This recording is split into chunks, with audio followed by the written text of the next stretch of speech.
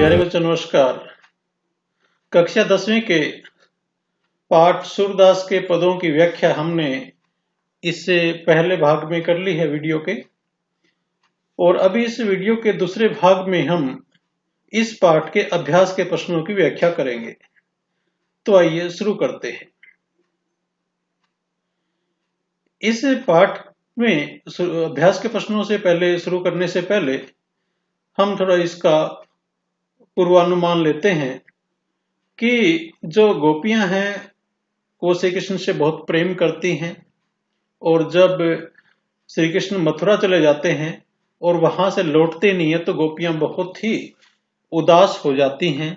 और जब श्री कृष्ण को गोपियों की उदासी के बारे में और उनके दुख के बारे में पता चलता है तो वो अपने मित्र उद्धव को उन्हें योग का संदेश देने के लिए भेजते हैं। लेकिन वो योग का जो संदेश है वो गोपियों को अच्छा नहीं लगता, और उसको सुनकर वो और भी ज्यादा दुखी हो जाती हैं। और वे श्री कृष्ण के जो मित्र हैं उद्धव, उनको व्यंग के माध्यम से क्या कहती हैं, और इस प्रकार का जो वार्तालाप है इन सारे के सारे पदों के अंदर एक वार्तालाप शैली के अंदर आया है। तो इसलिए पहला प्रश्न है, गोपियों द्वारा उद्धव को भाग्यवान कहने में क्या व्यंग निहित है?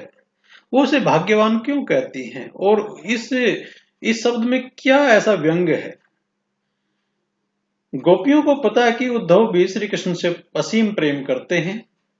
वे तो बस उद्धव से इसलिए जलती हैं कि उद्धव श्री कृष्ण के पास रहते हैं, और गोपियों को उनसे जुदा होना पड़ा, उनसे विरह की वेदना उनके अंदर आ गई है, वो दुख उनको सहना पड़ रहा है श्री कृष्ण से जुदाई का।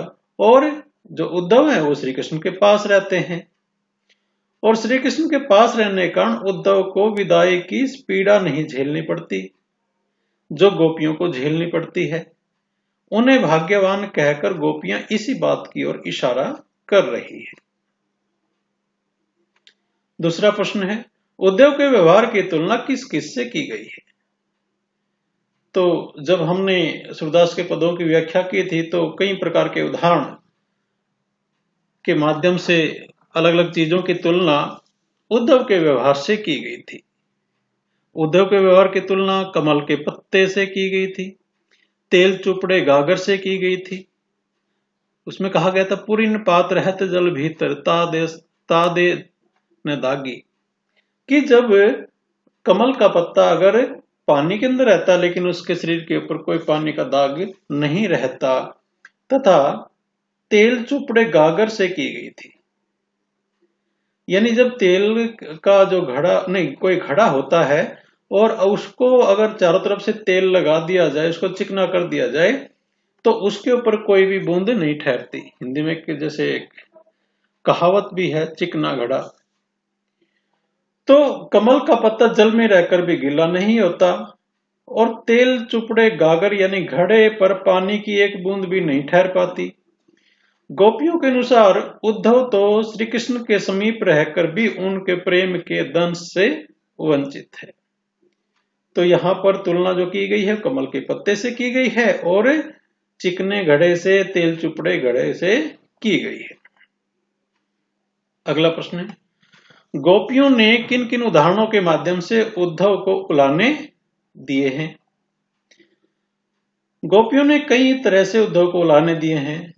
उदाहरण के लिए वे उद्धव पर यह आक्षेप लगा रही हैं कि वे उद्धव तो श्याम के रंग से अनछुए ही रह गए। यानी भगवान श्री कृष्ण के जो प्रेम का जो एक रंग है वो उद्धव पर नहीं चढ़ा है। एक अन्य पद में यह भी कहा गया है कि उद्धव तो योगी हो गए हैं जिन पर विरक्ति सवार है, क्योंकि वो योग का संदेश देने के लिए आए थे। और गोपियों ने एक जगह कहा भी है, नाहिन मन अनुरागी, कि तुम्हारा जो मन है वो अनुरागी नहीं है, प्रेमी नहीं है, इसलिए आप हमारे प्रेम को नहीं समझ सकते।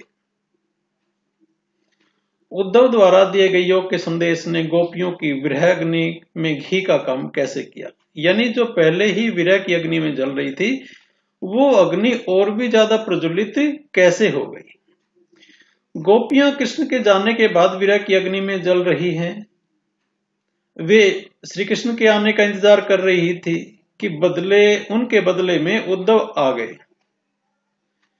क्योंकि जो श्री कृष्ण थे वो पहले जब गोपियों के पास रहते थे और वो जब उनको मथुरा जाना पड़ा तो ये कहकर गए थे कि मैं बहुत जल्दी आ जाऊंगा, और गोपियां उनका इंतजार करती रही।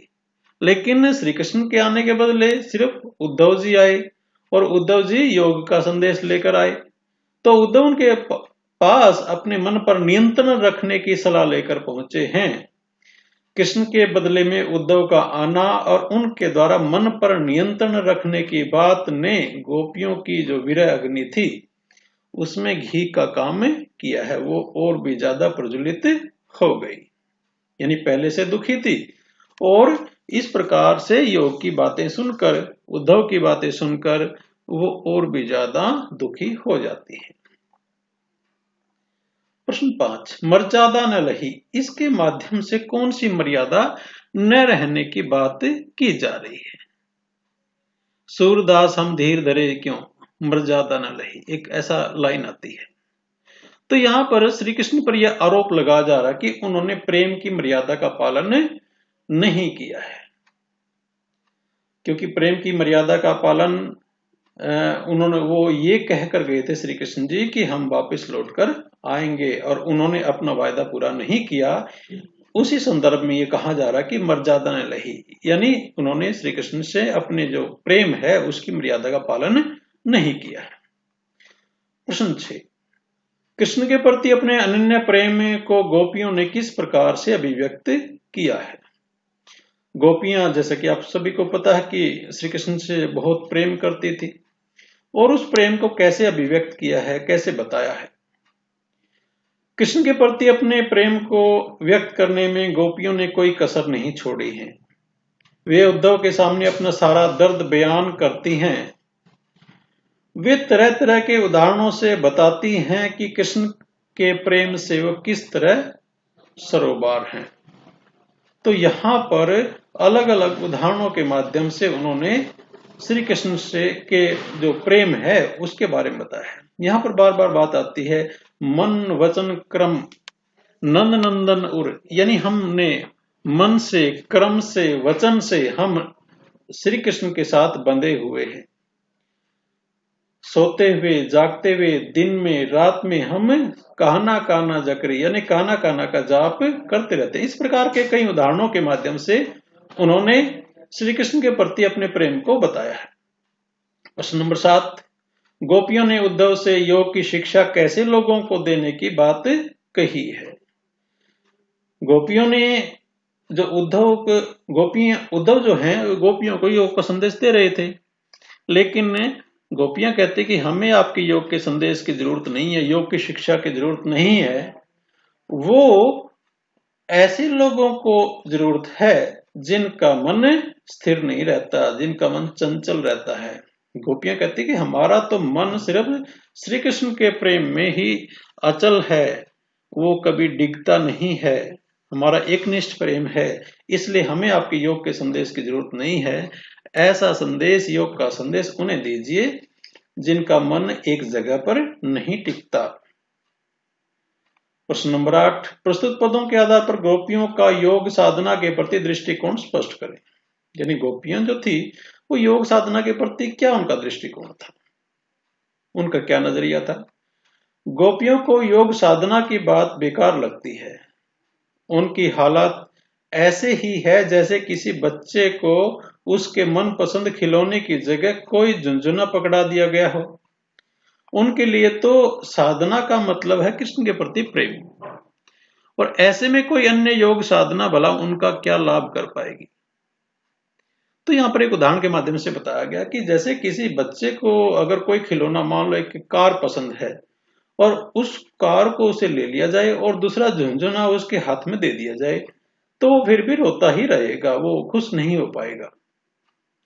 तो गोपियां भी श्री कृष्ण को प्रेम भक्ति के माध्यम से, प्रेम मार्ग के माध्यम से पाना चाहती हैं, जबकि उद्धव कहते हैं कि आप उन्हें योग के माध्यम से प्राप्त कर सकते हैं। इसलिए वे कहते हैं कि हमें इससे कोई मतलब नहीं है, और हमारा तो जो श्री कृष्ण के प्रति प्रेम है और प्रेम के मार्ग से ही हम श्री कृष्ण को पाना चाहते हैं। इसलिए ये योग की जो साधना है, जिसका भाषण आपने हमें दिया है, उसका हम पर कोई असर नहीं होगा। प्रश्न नंबर 9, गोपियों के अनुसार राजा का धर्म क्या होना चाहिए? गोपियों के अनुसार राजा का धर्म होता है कि प्रजा की सुध ले और प्रजा पर कोई आंच न आने दे। यहाँ पर राजा का क्या मतलब है? राजा यहाँ पर भगवान श्री कृष्ण से, क्योंकि वो मथुरा जाने के बाद जो राजा बन गए थे, और वो गोपियां यहाँ पर श्री कृष्ण न कहकर राजा इसलिए कहते हैं, वो भी एक प्रकार का व्यंग है, एक ताना है, एक उलाहना है उनको। इसलिए वो कहते हैं कि राजा का धर्म होता है प्रजा की सुध ले, यानी गोपियां कहते हैं कि एक राजा अगर वो बन भी गए हैं तो हम उसकी प्रजा हैं श्री कृष्ण की, उनको हमारे पास आकर हमारे दुखों को बंटवाना चाहिए और हमारे जो दुख हैं उनको दूर करना चाहिए। और अगर श्री कृष्ण ऐसा नहीं कर रहे तो राजधर्म का पालन नहीं कर रहे हैं। प्रश्न नंबर 10, गोपियों को कृष्ण में ऐसे कौन से परिवर्तन दिखाई दिए जिनके कारण वे अपना मन वापस लेने की बात कहती हैं? गोपियों को लगता है कि मथुरा जाने के बाद कृष्ण वृंदावन को भूल गए हैं, उन्हें वृंदावन की जरा भी याद नहीं आती, उनमें इतनी भी मर्यादा नहीं बची है कि स्वयं आकर गोपियों की सुध लें।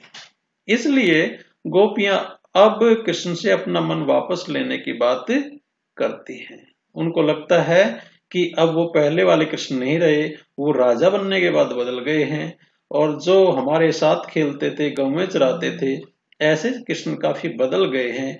इसलिए जिस कृष्ण को हमने अपना मन दिया था, अपना दिल दिया था, उनको हम अपने दिल को वो वापस श्री कृष्ण से चाहती हैं।